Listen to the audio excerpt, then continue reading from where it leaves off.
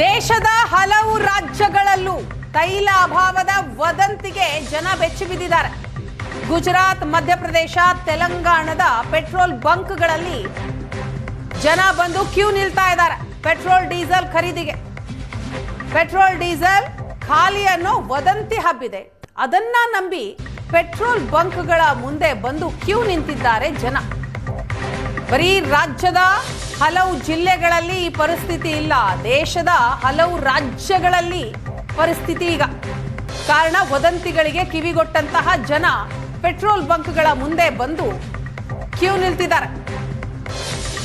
ಗುಜರಾತ್, ಮಧ್ಯಪ್ರದೇಶ, ತೆಲಂಗಾಣದಲ್ಲೂ ಕೂಡ ಪರಿಸ್ಥಿತಿ ಸೇಮ್ ಇದೆ. ಜನ ನೋಡಿ ಪೆಟ್ರೋಲ್ ಬಂಕ್ಗಳಲ್ಲಿ. ಹೈದರಾಬಾದ್ನ ದೃಶ್ಯ ಇದು. ಮಧ್ಯಪ್ರಾಚ್ಯದ ಯುದ್ಧ ಸಂಘರ್ಷ ಕಳೆದ 26 ದಿನಗಳಿಂದಲೂ ಕೂಡ ಮುಂದುವರೆದಿದೆ. ಸಿಲಿಂಡರ್ ಸಮಸ್ಯೆ ಇದೆ. ಅದರ ನಡುವಿನಲ್ಲಿ ಈಗ ಪೆಟ್ರೋಲ್ ಡೀಸೆಲ್ ಅಭಾವವೂ ಕೂಡ ಜನರನ್ನ ಆತಂಕಕ್ಕೀಡು ಮಾಡಿದೆ. ಸದ್ಯ ಪೆಟ್ರೋಲ್ ಡೀಸೆಲ್ಗೆ ಯಾವುದೇ ರೀತಿಯ ಅಭಾವ ಇಲ್ಲ. ಆದರೂ ಕೂಡ ಕೆಲವೊಂದಿಷ್ಟು ವದಂತಿಗಳಿಗೆ ಕಿವಿಗೊಡುವಂತಹ ಜನ ಪೆಟ್ರೋಲ್ ಬಂಕ್ನ ಮುಂದೆ ಬಂದು ಮುಗಿಬೀಳ್ತಾ ಇದ್ದಾರೆ. 2-3 ಕಿಲೋಮೀಟರ್ ಗಟ್ಟಲೆ ಕ್ಯೂ ನಿಂತು ಪೆಟ್ರೋಲ್ ಹಾಕಿಸಿಕೊಳ್ತಾ ಇದ್ದಾರೆ. ಬಂಕ್ಗಳಲ್ಲಿ ಸಿಬ್ಬಂದಿಗಳು ಹೇಳ್ತಿದ್ದಾರೆ, ಮಾಲೀಕರು ಹೇಳ್ತಾ ಇದ್ದಾರೆ, ಸಮಸ್ಯೆ ಇಲ್ಲ, ನೀವು ಯಾವಾಗೇ ಬಂದರೂ ಕೂಡ ನಾವು ಪೆಟ್ರೋಲ್ ಕೊಡ್ತೀವಿ, ಡೀಸೆಲ್ ಕೊಡ್ತೀವಿ ಅಂತ. ಆದರೂ ಜನ ಕೇಳಿಸ್ಕೊಳ್ತಾ ಇಲ್ಲ.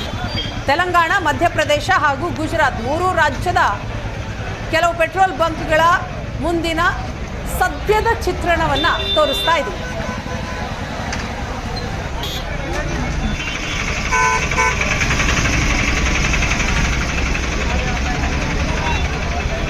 ದೇಶದ ಹಲವು ರಾಜ್ಯಗಳಲ್ಲಿ ಪೆಟ್ರೋಲ್ ಡೀಸೆಲ್ ಕೊರತೆ ಆಗಿಬಿಡುತ್ತೆ ಅನ್ನುವಂತಹ ವದಂತಿ ಹಬ್ಬಿದ ಹಿನ್ನೆಲೆಯಲ್ಲಿ ಪೆಟ್ರೋಲ್ ಬಂಕ್ಗಳ ಮುಂದೆ ಜನ ಯಾವ ರೀತಿ ಬಂದು ಕ್ಯೂ ನಿಂತಿದ್ದಾರೆ ನೋಡ್ತಾ ಇದ್ದೀವಿ. ತೆಲಂಗಾಣ, ಮಧ್ಯಪ್ರದೇಶ ಹಾಗೂ ಗುಜರಾತ್ 3 ರಾಜ್ಯದ ಚಿತ್ರಣ ಇದು, ಸದ್ಯದ ಚಿತ್ರಣ.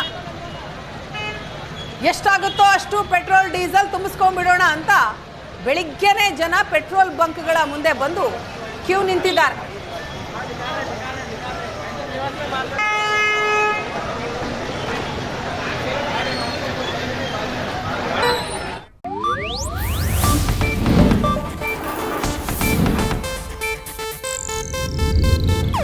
ಇದು ಏಷ್ಯಾನೆಟ್ ನ್ಯೂಸ್ ನೆಟ್ವರ್ಕ್ ಪ್ರಸ್ತುತಿ.